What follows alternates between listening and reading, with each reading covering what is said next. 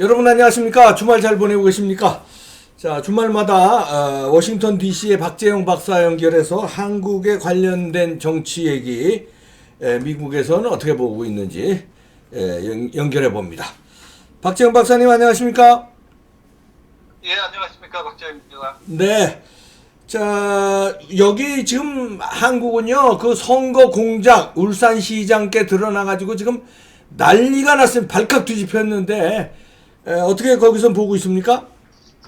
예, 지금 그 울산시장 선거 공작 문제로 아주 뒤집어져서 어떻게 보면 그 조국 얘기가 뭐 쏙 들어가서 물론 그 사람이 지금 관련 이야기 돼 있겠지만 네. 뭐 어떻게 조국이 이걸 터트린 거 아닌가 할 정도로 조국 얘기가 쏙 들어가고 지금 그걸로 모두 시끄러운 것 같은데요. 네. 뭐 그런 문제도 있죠. 지방선거에서 울산시장 이 건뿐이 아니라 뭐 충청도에서도 어디서 비슷한 건이 뭐 창원에서도 있었다 뭐 이런 식의 얘기도 많이 나오지 않습니까? 네. 그 외에 뭐 혹시 이 박사님 뭐 더 아는 과거나 뭐 이전에 이런 류의 그 선거 공작 뭐 사례 혹시 기억나시는 거 아니, 있으실까요? 제일 큰 게 그거죠. 이회창 씨 떨어진 거. 예, 그렇죠. 김대엽, 나중에 그 엉터리로 밝혀졌잖아요. 그거 말고도 뭐 많죠. 네. 예. 그런데 이게 희한한 게 좌파 정부, 김대중, 노무현 정권 당시 이런 일이 계속 있었지만 당시 언론이나 이런데 그리고 이쪽에서 워낙 이런 공작들을 잘하다 보니까 사회 분위기, 여론 이런 걸 먼저 만들어 놓고 하니까 별로 이렇게 드러나지가 않았던 그런 일들이 많이 있습니다. 네. 오히려 한마디로 이런 선거 공작은 예전부터 처음 한국에서 이 좌파 정부라고 할 수 있는 김대중 정권, 그다음 노무현 정권 계속 그 좌파들 사실 전유물이다. 이 선거 공작은 이 좌파들의 어떤 그들한테는 어떤 이 선거 공작, 이런 사기치는 이 어떤 DNA 같은 게 있다. 이렇게까지 전 말을 할 수가 있는데 특히 다른 선거보다 뭐 2000년도 그 김대중 정권 당시 그때부터 해서 국회의원 총선을 앞두고는 매번 상당한 규모의 이 선거 공작이 반복이 됐습니다. 우리가 좀 덜 느껴서 그렇지. 이게 왜 이걸 제가 더 말씀을 드릴 수 있냐면 저가 사실상 이제 직접적으로 겪은 일이라서 이걸 아주 잘하는데요. 아, 그러세요? 예. 예. 당시에 이제 저희 아버님 돌아가시기 전에 정치하실 때 상황이고 제가 또 직접 이 관련이 있어서 겪었던 일도 있고 해가지고 아주 그거를 정확히 아는데 당시 분위기는 그게 뭐 이쪽이 선거 공작이다, 문제다 이런 걸로 뭐 자기들의 선거에 이용한다 하는 의식들이 사람들이 별로 없었습니다. 언론에서도 그런 식으로 뭐라고 하진 않았고 그래가지고 이 상황이 있었는데 일단 2000년 16대 총선, 2004년 17대 총선 두 번을 이제 나눠서 설명을 드리자면 2016년 16대 총선 이때 좌파 김대중 정부의 총선 공작의 주제는 방금 말씀하신 이회창 건처럼 병역이었습니다. 병역 1위. 그러니까 이전 대선에서 이회창 후보를 누르는 아주 최고의 무기였죠. 아들들 병역 문제 가지고. 그게 특히 한국 사람들한테는 뭐니 해도 이 병역 문제가 굉장히 민감하지 않습니까? 아, 그럼요. 공정성의 가장 대표적인 문제라고 생각해서 그 실제 사실이 어떻든 간에 떠나서 일단 이 사람 병역 비리 의혹이 있어 이렇게만 몰고 가면 굉장히 치명타를 줄 수 있는 그런 겁니다. 사실 아무 문제가 없는 사람이더라도 그래가지고 이걸로 아주 본격적으로 그 공작을 벌였는데 당시 이 관련된 KBS 보도 내용 간단히 보면 뭐라고 그랬냐면 앵커 매체에서 16대 국회의원 아들들의 병역 면제율이 일반인의 10배 가깝다. 뭐 파병이 국익이라면서 압도적인 표차로 이라크 파병 동의안을 가결시켰던 국회의원들. 정작 자신들의 아들을 군대에 보내지 않은 의원들이 많았다. 이런 식으로 계속 언론들이 여론을 조성을 했습니다. 한마디로 사람들이 이제 공분을 사게. 저 병역 비리의 온상, 한나라당 막 이런 식으로. 그런데 재밌는 게 이런 당장 이 선거 공작의 핵심 두목은 당연히 김대중이었죠. 김대중과 청와대 그리고 민주당이 이 공범이라면 이 가장 앞장서서 막 쇠파이프 들고 나서 뛰어다니는 행동대장 이게 누구였을까요? 당원들 중에 청년 당원들 뭐 이런 사람들인가요? 이 선거 공작 당시 병역 비리 가지고 선거 공작이 가장 선봉자면 바로 박원순이었습니다. 아, 그래요? 예, 박원순이 이끄는 참여연대가 나서서 아. 이 병역비리 의혹 있는 의원 아들들 이름 명단 뽑아가지고 당시 그 전에 무슨 뭐 박노항 원사 사건이라고 이제 병역비리 사건들이 있었어요. 네. 이제 이거를 부풀린 거죠. 네. 그래가지고 약 한 20여 명의 명단을 만들어서 물론 전원 한나라당을 포함한 대부분 야당, 그러니까 전원 야당 의원들이었고 그것도 재선 3선 이상 중진급들 네. 가장 그 지역에서 당선 가능성이 높은 상당히 그 지명도 있고 누구나 알만한 네. 그런 의원들 아들들 이제 병역 비리 의혹 있다 해가지고 명단을 만들어서 아예 그 명단을 들고 박원순부터가 청와대로 직접 갑니다. 네. 뉴스에도 다 나와가지고 네. 그래서 청와대 문 앞에서 그거 명단을 전달하면서 이 사람들 병역 비리 수사하니까 수사해 주십시오라고 딱 아예 공개적으로 청와대에다가 한마디로 수사 청탁을 한 거죠. 네. 그런 게 문제가 있으면 당연히 검찰에다가 뭐 고발을 하든지 해야 되겠는 거 아닙니까 상식적으로. 네. 그런데 아주 그 말 그대로 쇼 카메라 언론들 다 불러놓고 청와대 그 명단 들고 가서 제출을 하고 수사해 주세요. 이러니까 바로 다음날 김대중이 직접 지시를 내렸습니다. 검찰에다 이사과 3대 수사해라.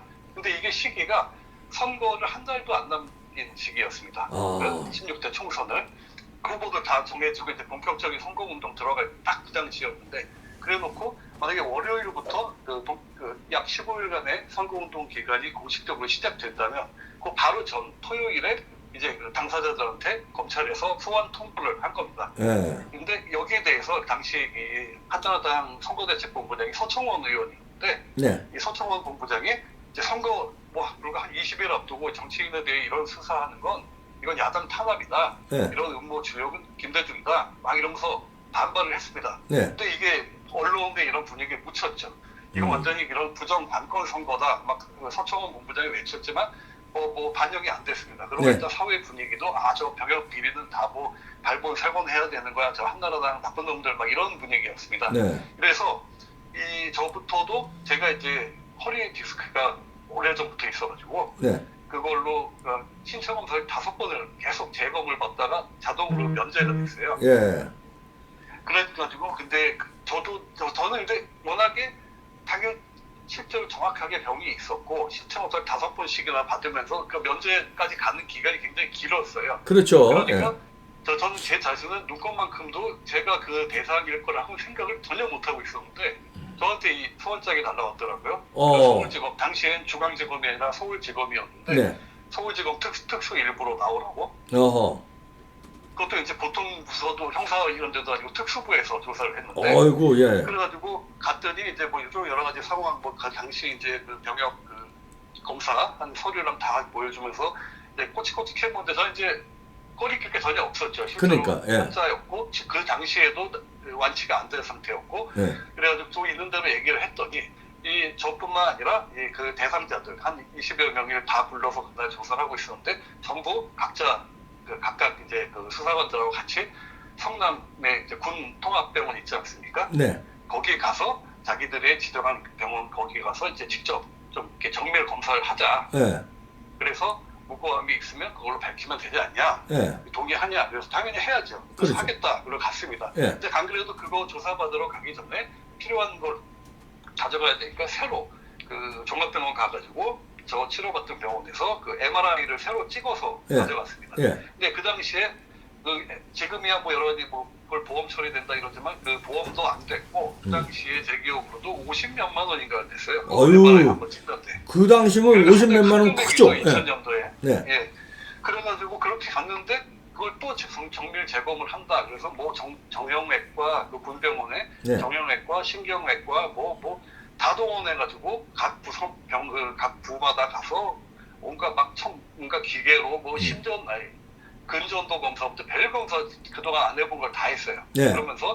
그러더니 한참 했는데도 이게 시간이 걸리고 하니까 하루 더 해야 된다고 집에 갔다가 다음날 또 검찰로 나오라 그래서 또 나가가지고 또 가가지고 하루 종일 막 기다리는 시간도 굉장히 길고 네. 이걸 이제 검사를 받았습니다. 그러더니 일단 거기서 얘기가 아마 그 결과가 곧 나올 거다. 좀 네. 기다려보자. 기다리고 있는데 이게 뭐 사람도 많고 자기들도 회의를 해야 되니까 시간이 걸린다 그러더니 아마 병원 이제 일과 시간 네. 끝날 때까지 되고 네. 결과를 안 알려줘요. 근데 결과 아직 안 나왔으니까 일단 돌아가라. 예. 그래가지고 갔습니다. 근데 예. 이때가 이제 이미 선거운동 기간이 시작해서 한참 막 선거운동 때문에 난리가 났을 때죠. 예. 그런데 이미 뉴스에서 이런 데서는 다 계속 그게 매일같이 보도가 되고 있고 특히 상대 후보, 당시 저희 같은 경우는 상대 후보가 이 황수관 박사라고 있었죠. 신바람 네, 예, 박사. 신바람 박사 그 황수관. 사람을 일부러 완전히 그 표적 공천을 해서 이제 또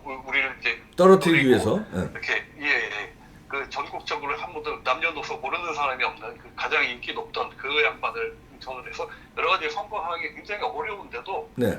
이제 언론에서 계속 그런 걸 보도하고 이미 알려진 상대방 그걸 계속 공격을 하고 그런 상황이었는데 네. 이게 며칠 지나도 하다못해 선거 날이 됐는데도 결과가 안 나와요. 혹시 보도도 없고 저한테 알려준 연락도 없고 문제가 됐으면 처벌해야 되니까 뭘 잊지 않겠습니까? 검찰로 다시 나오라든지 네.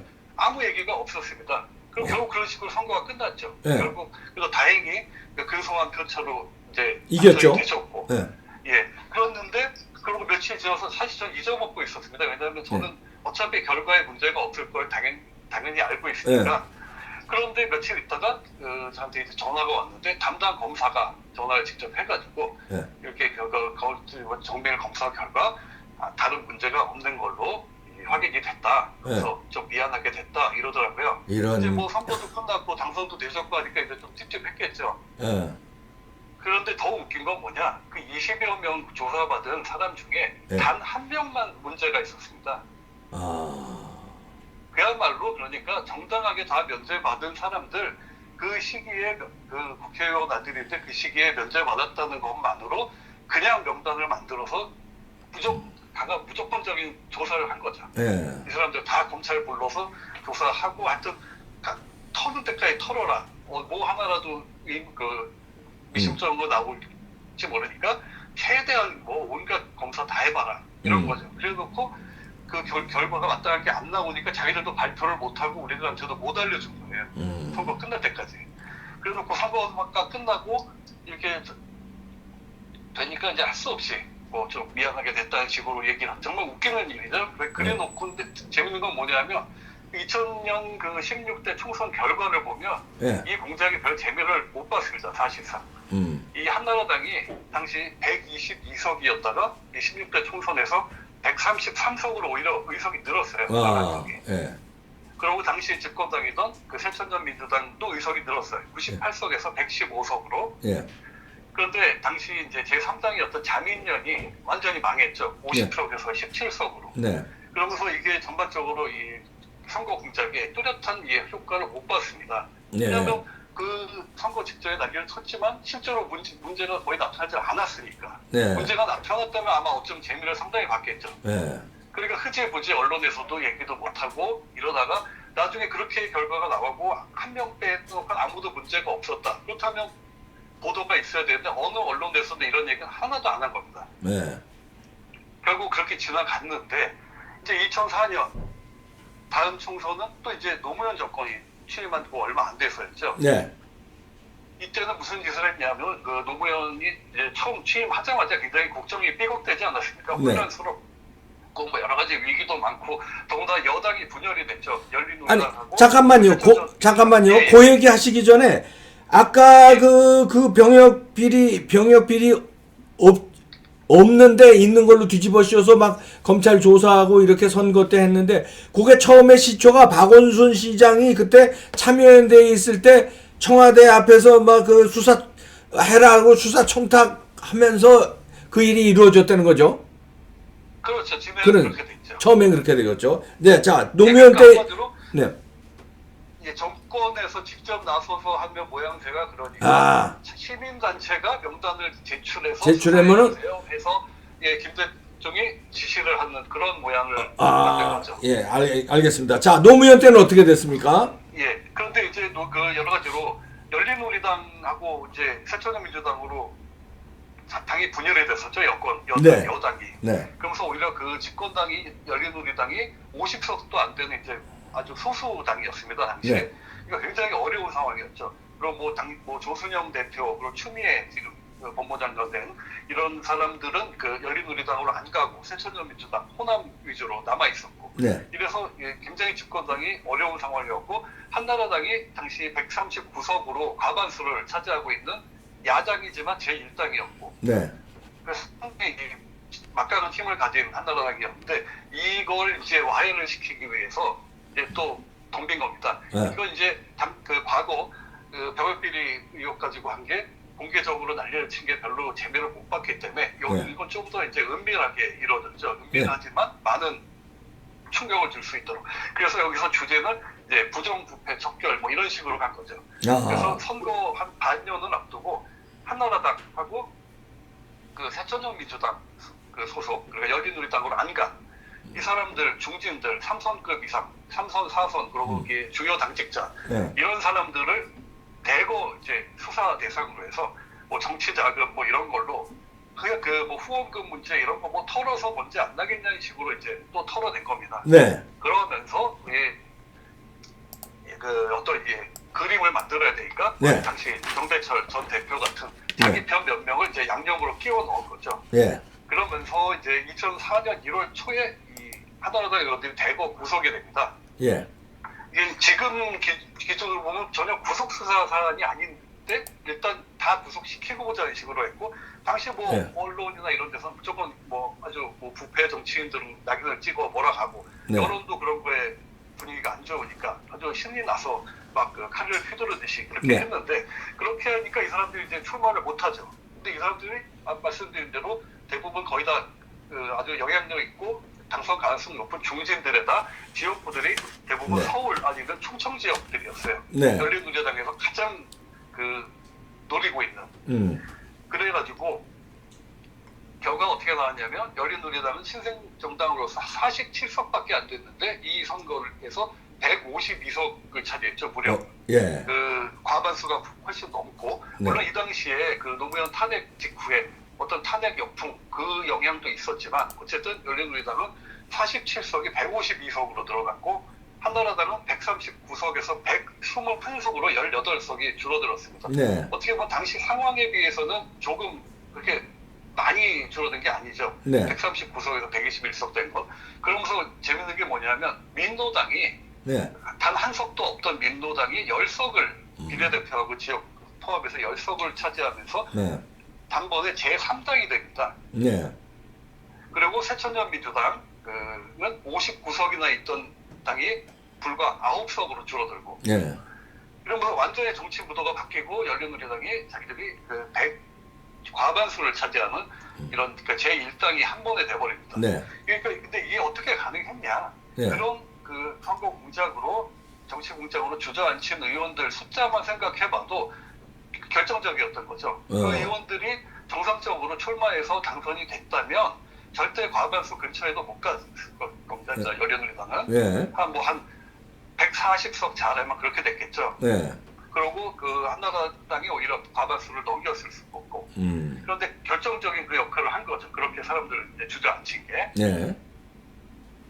그러고 더 재밌는 건 그렇게 해서 주저앉힌 지역에서 어떤 사람들이 국회의원이 됐냐. 바로 정청래 같은 사람이 그 지역에서 국회의원이 되고 그렇죠. 이 한국 정치를 이제 그렇게 끌어가는 그 정청래에 이어서 또 뭐 그 자리에서 손혜원 되고 손혜원. 뭐 이런 식으로 네, 마포 의리죠. 이런 사람들이 이런 사람들이 이제 우르르 국회에 입성하는데 결정적인 기회를 준 겁니다. 아, 그러네요. 이러면서 이런 그 두 번의 사례를 봤을 때 그리고 또 지금 최근 그 울산시장 건을 봤을 때 과연 몇 달 안 남은 내년 총선에서 어떻게 할까? 과거 좌파 정권 두 번 총선에서 이 정도였는데 그리고 문재인 정권은 근데 이미 그 마각이 드러나지 않았습니까? 네. 이제 문재인 그 절친 당선시키라고 한지 보십시오. 그러니까 송철호 그 울산시장 거의 20년 동안 뭐 선거란 선거 다 나와서 막 8번이나 떨어진 사람. 그 사람을 광역시장을 만든 사람들 아닙니까? 그러니까요. 예. 예. 그러니까 과연 이게 내년 총선 공작의 정도는 과연 그 과거에 비하면 비할 바가 아닐 텐데 그러니까 이 박사님 보시기엔 또 어떤 수를 쓸 것 같습니까? 이 사람들. 아이고 뭐 가지가지 수 충동을 하겠죠. 그 지역에 맞게끔. 예. 어떤 수를 예상하십니까? 박재영 박사는? 일단 크게 보면 이 사람들은 두 개의 무기를 지금 손에 들고 있죠. 뭡니까? 바로 언론하고 경찰. 아, 그렇지. 예, 그래서 그 경찰 그 수사권 분리를 그렇게 한 데다가 일단 지금 현재로서 검찰은 자기들 마음대로 이렇게 하기가 쉽진 않겠지만 예. 이게 추미애 법무장관 하에서 과연 윤석열 총장이 계속 있을지도 의문이고 예. 결국 그렇게 되면 검찰도 정권 손에 들어가겠죠. 예. 근데 일단 현 상황에서는 일단 경찰과 언론을 지금 손에 쥐고 그 엄청난 칼이죠. 사실 이 선거 공작하기엔 아, 그렇죠. 이게 있는데 특히 요즘 KBS 한번 하는 거 보십시오. 그 아유. 다른 데들은 말할 것도 없고 뭐, 예. 특히 뭐 최근에는 더 무슨 그 CJ 계열 TVN인가 그 오락 채널에서까지 무슨 시사 프로 만들어서 이상한 인터뷰하고 그러는데 예, 그리고 뭐 TBS 교통방송은 뭐 완전히 뭐 박원순 방송처럼 됐고 예. 이런 식으로 언론 장악한 데다가 지금도 상황이 안 좋죠. 언론 노조들 뭐 네. 전국 사태 이런 거 거치면서 자기들 막 그 더러운 위선 다 드러나니까 얼마나 당황스럽습니까. 그러니까 언론 노조 입장에서도 아마 발악을 할 겁니다. 네. 무슨 수를 써서라도. 그러니까 언론의 기능 같은 건 이미 다 필요 대던져 놓고 아예 대놓고 사실상 선거운동 방송을 하지 않을까. 뭐 지금도 비슷하게 하고 있지만 그렇죠. 아마 새로운 프로그램 편성하고 그러면서 아마 아예 그냥 작정하고 내밀 겁니다. 왜냐 이거 지면 자기들은 다 끝나게 생긴 상황인데 그렇죠. 무슨 짓을라도 해야지. 예. 그런데 그렇게 되면 사람들이 어떻게 할까요? 방송들이 그렇게 나오면 점점 방송들을 안 보겠죠. 예. 지겨워서. 아하. 예. 그럼 그 사람들이 어디로 갈까요? 어디로 갑니까? 방송들을 안 보면 유튜브. 아 그렇겠죠. 예. KBS, MBC 아우 보기도 싫어. 유튜브로 이미 가고 있는데 더 가겠죠? 그러면 유튜브 탄압을 엄청 하겠네요. 그렇죠. 경찰을 쥐고 있으니까. 그래서 노란 딱지를 지금 엄청 붙이고 있는 거예요. 예, 그러니까 경찰이 나서서 이제 유튜브를 박살낸다고 덤빌 텐데 어떻게 하냐? 뭐 방송 내용 트집 잡아가지고 뭐 명예훼손이다, 모욕이다 이런 걸로 뭐 잡아놓고 뭐 그럴까요? 아니 뭐 세무조사? 뭐 이제 예, 지금 말씀 잘하셨는데 예. 뭐 방송 내용 가지고 뭐 명예훼손이다, 뭐다 이런 거 뭐 법을 어겼다 이런 거면 그 정도로 나오면 지금 이 사람들이 아니겠죠. 예. 뭐 그 정도 단순하게 나오면 저 사람들 특기 있죠. 흔히 예. 말한 뭐 별건 수사 뭐 이런 거 나올 때 먼지털이식. 다 예. 터는 거죠. 예. 예, 사돈의 8천까지 아마 예를 들면 이 박사님 뭐 주변 인물들까지 다 털면서 예, 뭐 하나만 걸려봐라 하고 나오겠죠. 뭐 털려봐야 저는 뭐 걸릴 거 없습니다. 세금도 다 100% 신고했고요. 아, 뭐 뭐 와이프 사고 친 것도 없고요. 우린 뭐 걸릴 거 없어요. 네. 예, 뭐 10년 전, 20년 전 문제 막 털어가지고 법적으로 뭐 처벌이 안 되면 뭐 일단 막 폭로해서 언론에서 망신 주기 막 이런 식으로 별 짓을 다 하겠죠. 그래가지고 뭐 거의 분명해 보이는 건 이미 지금 이런 주요 채널 운영자들은 물론 거기 뭐 출연하는 사람들 이런 사람들 아마 다 털고 있지 않을까. 그래가지고 선거 가까워지면서 이제 자기들 분위기 더 몰리면 분위기 반전 위해서 아마 본격적으로 나서겠죠. 네. 그 쥐고 있던 거 가지고 아마 그 노란 딱지 붙이고 이렇게 공작 피우는 거는 아마 유치원생 장난이 아닐까. 아, 이제 그건 이제 예고편에 불과하군요. 예, 말 그대로 경찰들이 직접 나서서 뭐 몽둥이 들고 덤빌 텐데요. 네. 이렇게 되면 근데 또 이렇게 생각할 수 있겠죠. 아, 근데 그런 식의 선거 공작 이제 뭐 이런 최근 이런 여러 건 거치면서 국민들도 이제 다 알아서 그런 식의 뭐 노골적인 공작 하기 어렵지 않을까 이렇게 볼 수 있겠죠. 근데 천만의 말씀이죠. 죄송합니다. 네. 저 사람들이 그런 이제 사람들이 다 알 텐데 이거 어떻게 이것도 이런 짓도 하냐 뭐 이런 염치가 있는 사람들이니까 아이고 택도 없죠. 할수 네. 있는 사람들 네. 그렇죠. 그럴 리가 없죠. 네. 아마 그럴수록 더 할 정도. 높여서 더 미친 듯이 넘기겠죠. 일단 끝장 내고 뭐 봐야 되니까. 네. 뭐 상식 같은 거 안 통하니까. 네. 그러니까 이게 제일 지금 제가 우려하는 건 어떤 이런 유튜브 채널이나 다들 이쪽 우파 인사들이 어떤 대응책을 빨리 좀 마련해야 되지 않을까. 네. 지금 이 똑같은 이 시스템, 이 상황에서 저는 그 생각도 못한 식으로 나오면 잘못하면 그냥 앉아서 당하고 네. 그 언로가 막혀버리는 이런 상황이 하루아침에 올 수도 있다. 저는 그 점이 제일 걱정이 됩니다. 어느 날 갑자기 네. 그 시청자들 기다리고 계시는데 갑자기 이봉규 TV 방송에 안 나오고 이런 상황 오지 말라 한 번 없거든요. 아하.